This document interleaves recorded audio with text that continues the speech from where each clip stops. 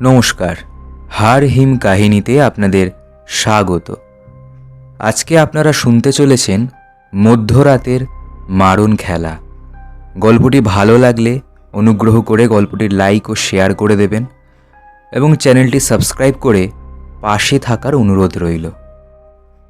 শুরু হতে চলেছে মধ্যরাতের মারণ খেলা। আজ এই শীতের শীতলতম সন্ধ্যা।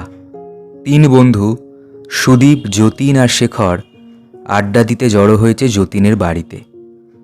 সামনের গোল কাঁচের টেবিলে 3 কাপ চা আর গরম গরম পকোড়া রাখা। বাইরে অবিশ্রান্ত ধারায় টুপটাপ বৃষ্টি পড়ে চলেছে। উত্তরের খোলা জানলা দিয়ে মাঝে মাঝে ঠান্ডা বাতাসের ঝাপটা এসে অন্তরাত্মা পর্যন্ত কাঁপিয়ে দিয়ে যাচ্ছে। যদিও আবহাওয়ার পূর্ণ সদ্ব্যবহার করতে জানলাটা 3 জনে মিলে খোলা রাখারই সিদ্ধান্ত নিয়েছে। যতীনের বাবা মা বিয়ে বাড়ি উপলক্ষে আজকেই দূরে এক আত্মীয়ের বাড়িতে গেছে, তাই ফাঁকা বাড়িতে জমিয়ে আড্ডা দেওয়ার সুযোগ হাতছাড়া না করতে যতীন তার বাকি 2 বন্ধু সুদীপ আর শেখরকে ডেকে নিয়েছে। তারা 3 জনই প্রতিষ্ঠিত। যতীন আর সুদীপের নিজস্ব ব্যবসা আছে, ওদিকে শেখর একটা প্রাইভেট ফার্মে চাকরি করে। আজ রাতে 2 জন যতীনের বাড়িতেই থাকবে। বাইরে থেকে খাবার আনানোর প্ল্যান আছে আপাতত। চায়ের কাপটা টেবিলে রেখে মুখে একটা পকোড়া চালান করে দিয়ে শেখর বলল, ভাই এবার বোরিং লাগছে। কতক্ষণ আর 3 জনে বাড়ির মধ্যে চুপচাপ বসে বসে আড্ডা মারা যায় বলতো?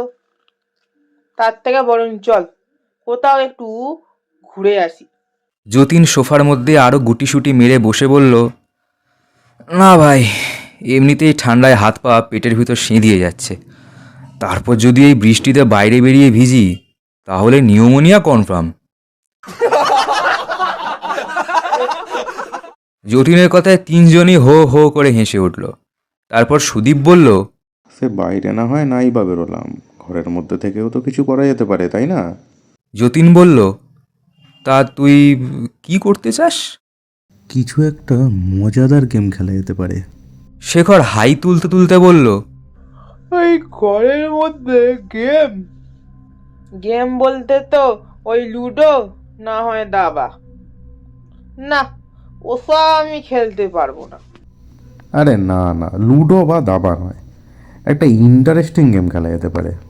যতীন সোজা হয়ে বসে বলল, ইন্টারেস্টিং গেম? তা শুনি তোর কি এমন ইন্টারেস্টিং গেম? সুদীপ একটু চুপ করে থেকে বলল, গেমটা সম্পর্কে এই কয়েকদিন আগেই জেনেছি, বলতে পারিস আমার এক বিদেশি বন্ধু জানিয়েছে। ব্যবসার কাজে যে দেশ বিদেশের অনেক মানুষের সাথেই আমার আলাপ আছে সেটা তোরা জানিসই। তাদের মধ্যেই একজন আমাকে জানিয়েছিল কয়েকদিন আগে। এমনি কথায় কথায় জানতে পারি, খেলাটার নাম হলো ড্রাইভন। ড্রাইভন? এ আবার কেমন তোর খেলা? জীবনেও নাম শুনিনি। যতীন বলল, তুই কি বলতে চাইছিস একটু ক্লিয়ার করে বলতো? আমার এবং শেখরের 2 জনের মাথার ইঞ্চিখানেক ওপর দিয়ে সব বেরিয়ে যাচ্ছে। আচ্ছা শোন, তবে এই গেমটা বন্ধুদের নিয়েও খেলা যায়, আবার একাও খেলা যায়। একটা মোমবাতি, একটা আয়না আর একটা দেশলাই বাক্সের প্রয়োজন এই খেলায়। রাত ঠিক 12টা 1 নাগাদ বাড়ির সব আলো নিভিয়ে দিয়ে, দরজা জানলা ভালো করে বন্ধ করে দিয়ে, বাথরুমে গিয়ে আয়নার সামনে দাঁড়িয়ে আয়নায় তোর প্রতিবিম্বের দিকে তাকিয়ে থাকতে হবে আর মনে মনে একটা উইশ করতে হবে। যদি সেই সময় আশপাশ থেকে কোনো শব্দ শুনতে পাস তাহলে ইমিডিয়েটলি বাড়ি ছেড়ে বেরিয়ে যেতে হবে, কারণ অলরেডি বাড়ির মধ্যে ডেমন উপস্থিত আছে। সুদীপের কথার মাঝেই যতীন বলে উঠল, এই ভাই, এসব ডেমন টেমন আবার কি? না না, ওসব ভূত প্রেত নিয়ে কোনো খেলায় আমি নেই ভাই। তুই বড় ভীতু, এত ভয় পেলে চলে? আগে তো শুন পুরোটা। শেখর যতীনের দিকে তাকিয়ে মুখে আঙ্গুল দিয়ে ইশারা করল। যতীন কিছু বলতে গিয়েও চুপ করে গেল। সুদীপ আবার শুরু করলো, কিন্তু আয়নার দিকে তাকিয়েও যদি কোনো শব্দ কানে না আসে তাহলে বুঝতে হবে আপাতত কেউ নেই। এরপর বাথরুম থেকে বেরিয়ে এসে মোমবাতিটা জ্বালিয়ে মেঝেতে শুয়ে পড়ে ইংরেজিতে বলতে হবে, I am aware of your presence and I welcome you in to my home, come now. তারপর বাড়ির বড় ঘরে গিয়ে অপেক্ষা করতে হবে কিছুক্ষণ। যদি অপেক্ষা করাকালীন কোনো গোঙানির আওয়াজ কানে আসে তাহলে জানতে হবে খেলা শুরু হয়ে গেছে। এরপর ওই ডেমানের থেকে রাত 3টে পর্যন্ত লুকিয়ে থাকতে পারলেই কেল্লা ফতে, গেম তুমি জিতে যাবে। শেখর বিরক্ত মুখে বলল, কিন্তু জিতে লাভটা কি হবে? যদি তুই জিততে পারিস তাহলে তুই খেলা শুরুর আগে মনে মনে যে প্রার্থনা করেছিস সেটা ডেমান পূরণ করে দেবে। আর যদি জিততে না পারি? যতীন কাঁপা কাঁপা গলায় জিজ্ঞেস করলো। সেক্ষেত্রে ডেমন উপস্থিত সকলের আত্মা নিজের সঙ্গে বন্দি করে নিয়ে যাবে। এ ভাই, এইসব খেলে কাজ নেই ভাই। জিতে আমার প্রাইজ নিয়েও কাজ নেই, আর হেরে গিয়ে এই পৈতৃক প্রাণটা হারানোরও কোনো ইচ্ছা নেই ভাই। শেখর এবার গম্ভীর গলায় বলল, এত ভয়ের কি আছে তোর? আমরা তো তোর সঙ্গেই আছি। যতীন আরও কিছু বলতে যাওয়ার আগেই শেখর বলল, আর কিছু বলিস না ভাই, আমার রিকোয়েস্ট, এটা প্লিজ চল খেলি। যতীন শেখরের মুখের দিকে তাকিয়ে আর কিছু বলল না। যতীন চুপচাপ ঘাড় নাড়ল। সুদীপ এবার বলল, আচ্ছা, তাহলে রাত পর্যন্ত অপেক্ষা করা যাক। তার আগে তাড়াতাড়ি বরং খাওয়া দাওয়া সেরে নিই আমরা। এই শেখর, তুই বরং অর্ডার করে দে কিছু একটা। বন্ধুদের হাসি ঠাট্টার মাঝেও যতীন কিন্তু স্বাভাবিক হতে পারছিল না। তার মনটা খুব কু গাইছে, যেন মনে হচ্ছে তারা যেটা করতে চলেছে এর ফল ভালো হবে না। খাওয়া দাওয়া সেরে 3 বন্ধু ড্রয়িং রুমে বসেছিল। সুদীপ একবার দেয়ালে টাঙানো ঘড়ির দিকে চেয়ে যতীনকে লক্ষ্য করে বলল, সময় তো হয়ে এসেছে, তুই বরং মোমবাতি আর দেশলাইটা নিয়ে আয়। যতীন চুপচাপ উঠে ভিতরের ঘরে চলে গেল। যতীন ভিতরে যেতেই সুদীপ শেখরের দিকে এগিয়ে এসে ফিসফিস করে বলল, ভাই, একটা আইডিয়া মাথায় এসেছে। কি আইডিয়া? যতীনটা হেবি ভীতু, এই সুযোগে বেটাকে নিয়ে একটু মজা করলে কেমন হয়? কিভাবে? আরে এইসব ডিমান্ড আসবে না ছাই। তুই তো জানিস এককালে আমি রেডিওতে রেগুলার শ্রুতি নাটক করেছি, তাই ভয়েস মডিউলেশনটা ভালোই পারি। তাই আমি একটু অন্য গলা করে যতীনকে ভয় দেখাবো। বাড়ি অন্ধকার থাকবে, তাই বুঝতেও পারবে না আমি করছি এরকম। আর তুই আর আমি কাছাকাছি থাকবো। বেটাকে আজ হেব্বি ভয় দেখাবো। আইডিয়াটা মন্দ নয়, তবে বেশিক্ষণ এসব করার দরকার নেই। তারপর আবার বেশি ভয় পেয়ে শরীর খারাপ হয়ে গেলে মুশকিল হয়ে যাবে। আরে না না, বেশিক্ষণ করবো না, চিন্তা করিস না। দুজনের কথার মাঝেই যতীন এসে হাজির হলো ঘরে। তার হাতে একটা মোমবাতি আর দেশলাই বাক্স। সুদীপ মোবাইলে সময় দেখে বলল, 11:56 বাজে। আস্তে আস্তে বাথরুমের দিকে চল বরণ, সময় হয়ে এসেছে। যতীনের শুকনো মুখ দেখে সুদীপ শেখরের দিকে মুচকি হেসে এগিয়ে গেল বাথরুমের দিকে। শেখর আর যতীন মিলে বাড়ির সব আলো নিভিয়ে দিয়ে বাথরুমের আয়নাটার সামনে পাশাপাশি দাঁড়িয়ে পড়ল। তারপর 12টা 1 বাজার সঙ্গে সঙ্গে আয়নার দিকে 3 জনে এক দৃষ্টে তাকিয়ে রইল। গাঢ় অন্ধকারে নিজেদের প্রতিবিম্ব যদিও কারোর চোখেই পড়ল না। এভাবে কিছুক্ষণ কেটে যাওয়ার পরেও কোনো শব্দ যখন কানে এলো না, তখন সুদীপ ফিসফিস করে বলল, এবার চল বাইরে বেরিয়ে আগে ডেমানকে ডাকি, তারপর ড্রয়িং রুমে যাব। ওটাই যতীনদের সবচেয়ে বড় ঘর। 3 জনে ধীর পায়ে বাথরুম থেকে বেরিয়ে এলো। তারপর শেখর দেশলাই জেলে মোমবাতি ধরিয়ে উঁচু করে ধরল। সরু মোমবাতির শীর্ণ আলোয় 3 জনের দৈত্যাকার ছায়া একসাথে জড়ো হয়েছে দেওয়ালে। 3 জনই এবার মেঝেতে শুয়ে পড়ল। সুদীপ আস্তে আস্তে বলতে লাগলো, I am aware of your presence and I welcome you into my home. Come now. I am aware of your presence and I welcome you into my home. Come now. তারপর 3 বন্ধু উঠে দাঁড়িয়ে আবার ধীর পায়ে ড্রয়িং রুমের দিকে এগিয়ে গিয়ে অপেক্ষা করতে লাগলো। যতীন ভয়ার্ত চোখে অন্ধকারের মাঝে ইতিউতি দেখছিল। তার ক্ষণে ক্ষণেই মনে হচ্ছে এই বুঝি অন্ধকার ফুঁড়ে কেউ এসে ঝাঁপিয়ে পড়বে তার ওপর। হঠাৎ একটা শব্দ কানে ভেসে আসতে লাগলো যতীনের। কান খাড়া করতেই তার সারা শরীরটা ভয়ে কেঁপে উঠল।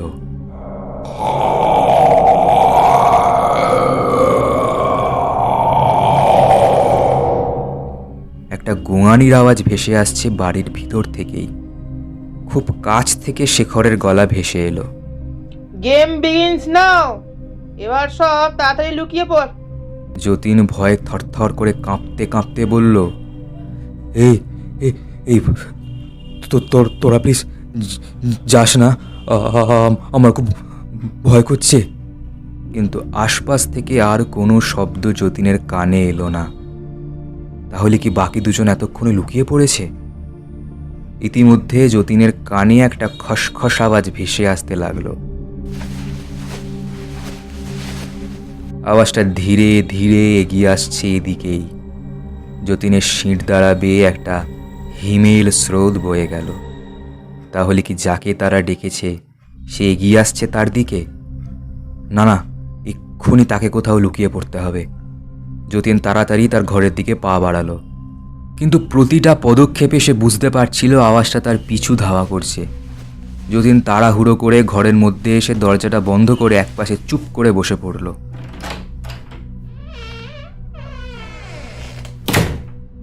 খসখস শব্দটা আস্তে আস্তে দরজার কাছে এসে থেমে গেল। এবার ঘরের ভিতরে কার্যত দম বন্ধ করে বসে আছে যতীন। এভাবে বেশ কিছুক্ষণ কেটে যাওয়ার পরেও আর কোনো শব্দ কানে এলো না তার। এই অদ্ভুত নিস্তব্ধতায় একমাত্র যতীন শুধু নিজের হৃৎস্পন্দন শুনতে পাচ্ছিল।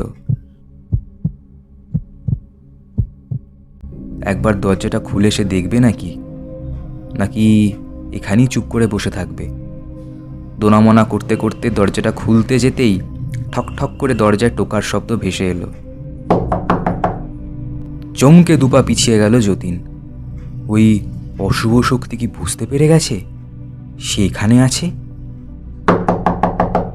ঠক ঠক যতীনের ভাবনার মাঝে আরো জোরে দরজায় টোকার শব্দটা ভেসে এলো। না না, কিছুতেই সে দরজা খুলবে না। এবার বাইরে থেকে একটা গলা ভেসে এলো। আরে এই যতীন, দরজাটা খোল, আমি সুদীপ। সুদীপ? সুদীপ এসছে? যতীন তড়ি ঘড়ি দরজাটা খুলে দিতেই ঘরের মধ্যে একজন ঢুকে পড়ল। আবছা অন্ধকারে সুদীপকে যদিও দেখতে পেল না সে, সুদীপ ভয়ার্ত গলায় তাকে বলল, ভাই, সারা বাড়ি থেকেও একজন ঘুরে বেড়াচ্ছে, আমার পিছু ধাওয়া করেছিল সে।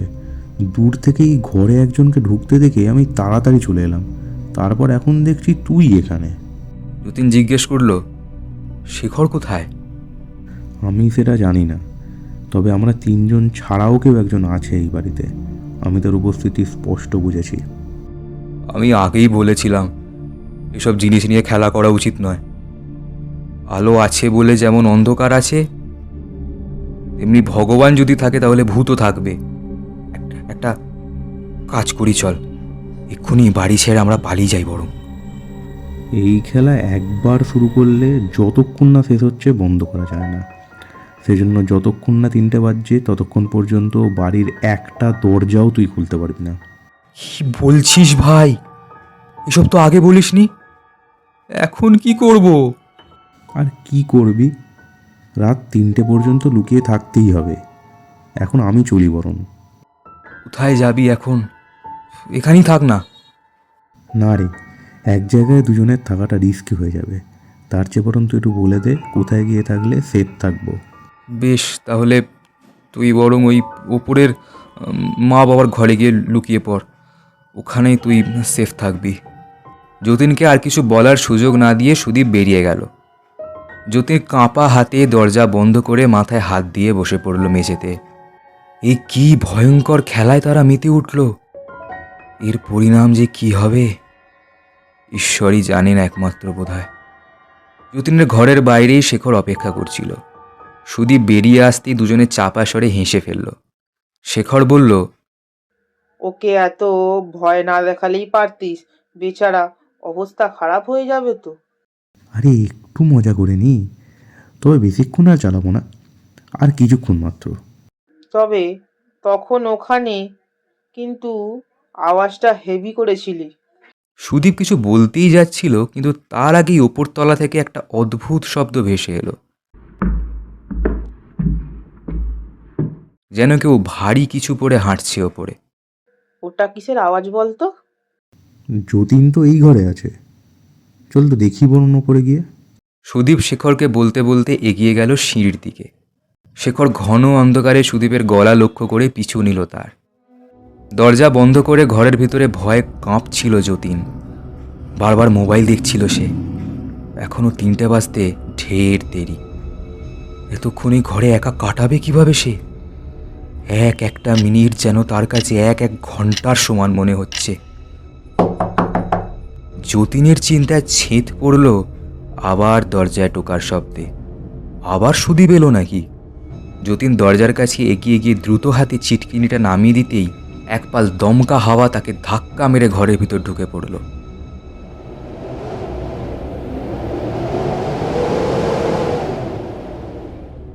কিন্তু খোলা দরজা দিয়ে সুদীপ ভিতরে আসছে না দেখে যতীন বাইরে বেরোতে যেতেই এক দীর্ঘদেহী ছায়া মূর্তি ঘরের ভিতরে ঢুকে এলো। আলকাতরার মতো কালো অন্ধকারে মিশে দাঁড়িয়ে থাকা সেই ছায়ামূর্তির শুধু দুটো লাল টকটকে জ্বলন্ত চোখ একমাত্র নজরে এলো যতীনের। ভয়ে আতঙ্কে বুকটা ধরাস ধরাস করতে লাগলো তার। দরজা দিয়ে যে পালাবে সেই উপায়ও নেই, কারণ দরজা আগলেই দাঁড়িয়ে আছে সেই বিভীষিকা। যতীন এক পা করে পিছোতে লাগলো। তারপর ভয়ার্ত কণ্ঠে জিজ্ঞাসা করলো, কে? সামান্য মুহূর্ত সবকিছু নিস্তব্ধ থাকার পর সেই ছায়ামূর্তির দিক থেকে ফ্যাঁস ফ্যাঁসে গলায় ভেসে এলো, আমি যাকে তোমরা আহ্বান করেছ। এখন জিজ্ঞেস করছ আমি কে? আতঙ্কে সারা শরীর অবশ হয়ে এলো যতীনের। চোখ মুখে অন্ধকার দেখতে থাকায় ধপ করে মেঝেতে বসে পড়ল সে। যতীনকে লক্ষ্য করে আবার সে ছায়ামূর্তি বলে উঠল, আজকের এই খেলায় আমার প্রথম শিকার তুমি। তোমার আত্মা আর বাকি দুজনের আত্মা আমি বন্দি করে নিয়ে যাব আমার সঙ্গে। নরকে আজীবন আমার গোলামি করবে তোমরা। তোমাদের আর কোনো দিন মুক্তি হবে না।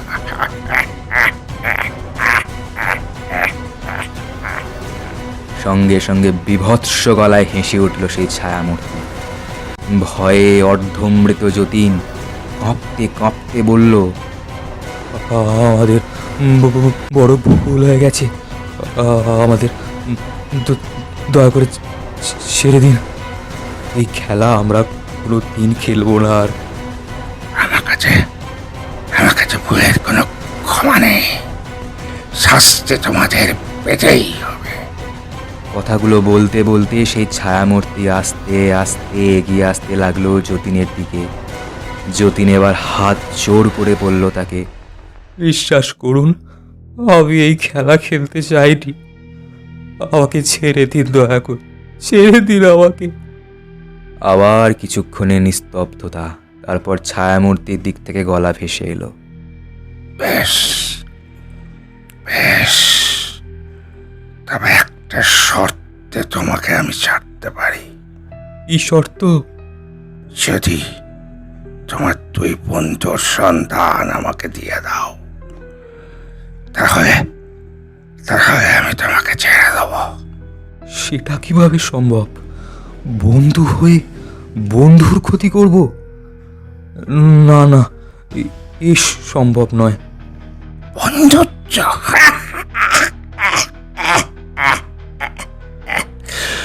ওসবের কোনো মূল্য নেই আমার কাছে। যদি শর্ত না মানো তবে মরো। দীর্ঘদেহী ছায়া যতীনের দিকে এগিয়ে আসতেই হঠাৎ যতীনের মুখের সামনে তার মা বাবার মুখটা ভেসে উঠল।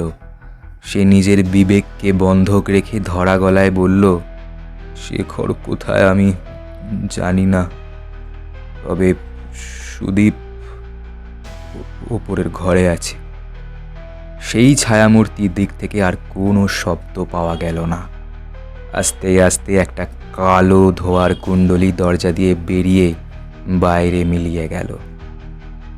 সুদীপ আর শেখর শব্দ লক্ষ্য করে এগিয়ে গেছিল। যদিও কিছুই চোখে পড়ল না তাদের। সুদীপ শেখরকে বলল, কি হলো বলতো? পরিষ্কার শুনলাম কেউ যেন উপরে হাঁটছিল একটু আগে। হ্যাঁ, আমিও তো শুনলাম।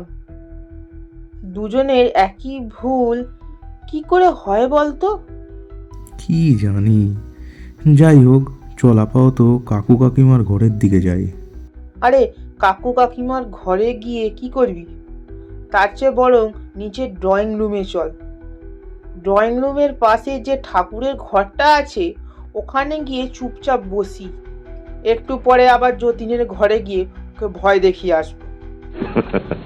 শেখরের কথায় সুদীপ হেসে ফেলল। দুজনের কথার মাঝেই হঠাৎ তীব্র পুঁতিগন্ধে আশপাশের পরিবেশ ভারী হয়ে গেল। শেখর নাকে হাত চাপা দিয়ে বলল, কোথা থেকে আসছে রে এরকম গন্ধ? কি জানি, চল আমরা আপাতত নিচে যাই। দুজনে সিঁড়ি দিয়ে নিচে নামতে নামতেই শুনতে পেল যতীনের বাবা মায়ের ঘরের দরজা খোলার প্রচণ্ড শব্দ। শেখর উঠে গিয়ে দেখতে যেতেই সুদীপ তার হাত চেপে ধরে বলল, কোথায় যাচ্ছিস? তাড়াতাড়ি নিচে চল, কিছুক্ষণ বসে আবার যতীনের কাছে যাব। আর ভালো লাগছে না, এবার খুব টায়ার্ড লাগছে। শেখর আর কিছু বলল না, চুপচাপ সে সুদীপের সঙ্গে নিচে নেমে গেল। ভয়ে আতঙ্কে যতীন ঘরের ভিতর কার্যত অর্ধমৃত হয়ে পড়েছিল। নার্ভের ওপর এত স্ট্রেস সে আর নিতে পারছে না। মাথাটা যন্ত্রণায় ছিঁড়ে যাচ্ছে তার। তার বন্ধুদের সামনে এত বড় বিপদ থাকা সত্ত্বেও সে নিরুপায়। কেন যে সেই রাজি হতে গেল এই খেলায়? হায় ঈশ্বর! নিচে ঠাকুর ঘরের একপাশে বসে শেখর আর সুদীপ নিচু স্বরে কথা বলছিল। হঠাৎ যতীনের গলা ভেসে এলো, তোরা কোথায় সব? আরে 3টে বেজে গেছে তো, তাড়াতাড়ি বেরিয়ে আয় সবাই। সুদীপ অবাক হয়ে শেখরকে জিজ্ঞেস করলো, এর মধ্যে 3টে বেজে গেল? বাপরে! শেখর বলল, চল তাহলে, আর কি করবি, বেরিয়ে পড়ি। এমনিও খুব ক্লান্ত লাগছে। দুজনে ঠাকুর ঘর থেকে বেরিয়ে যদিও যতীনকে কোথাও দেখতে পেল না।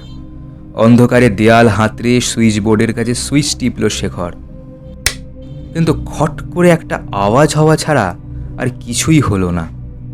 এ কি রে, লোডশেডিং নাকি? ধুস! হঠাৎ এক ঝলক দমকা বাতাস ধেয়ে এলো দুজনের দিকে।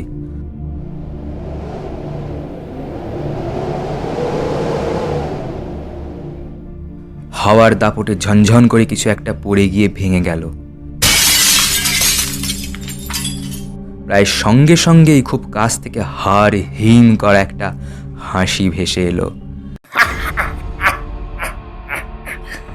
শেখর সুদীপকে লক্ষ্য করে বলল, ভাই, আমাকে কেন ভয় দেখাচ্ছিস বলতো?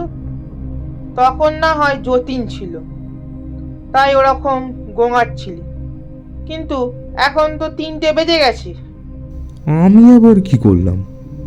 আমি তো ভাবলাম তুই হাসছিস, আর আমি বা কখন ঘুমালাম? তখন তো তুই ওরকম করলি।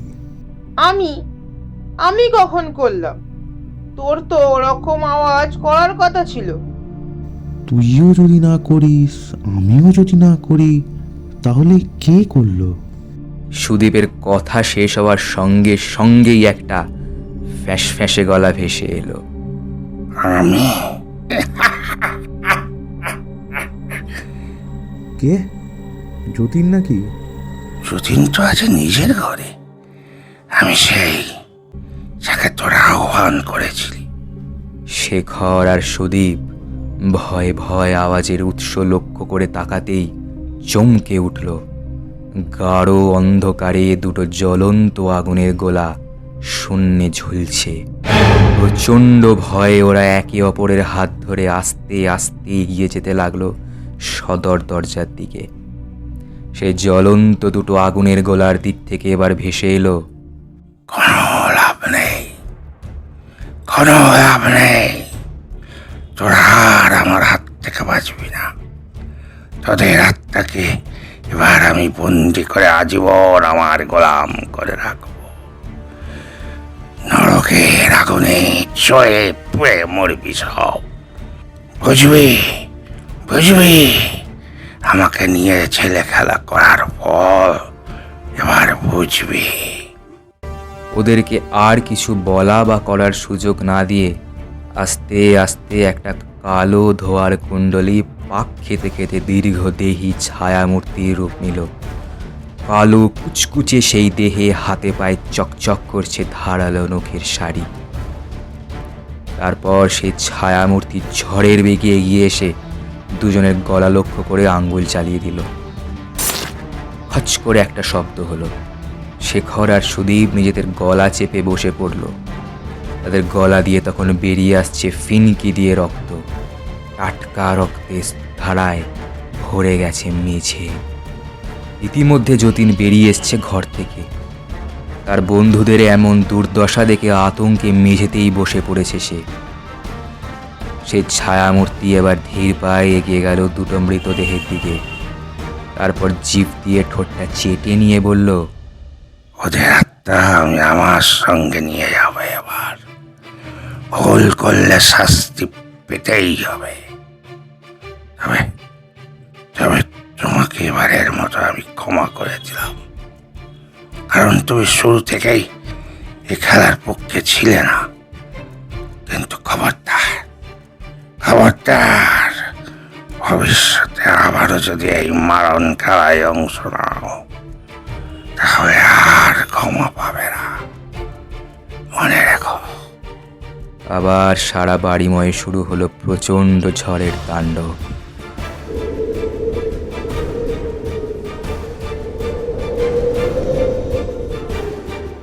ঝনঝন করে জানলার কাঁচ ভেঙে পড়ল মেঝেতে। ধীরে ধীরে ছায়ামূর্তি কালো ধোঁয়ার রূপ নিয়ে জানলা দিয়ে মিলিয়ে গেল বাইরের অন্ধকারে। গল্পটি কেমন লাগলো তা কমেন্ট করে জানাতে ভুলবেন না কিন্তু। আর যদি ভালো লাগে তাহলে অবশ্যই গল্পটির লিংক শেয়ার করে দিন আপনার চেনা পরিচিতদের মাঝে, এবং চ্যানেলটি সাবস্ক্রাইব করে নোটিফিকেশন বেলটি প্রেস করে রাখুন। তাহলে আমার চ্যানেলে গল্প আপলোডের সঙ্গে সঙ্গেই আপনি নোটিফিকেশন পেয়ে যাবেন। ভালো থাকবেন সবাই, ধন্যবাদ।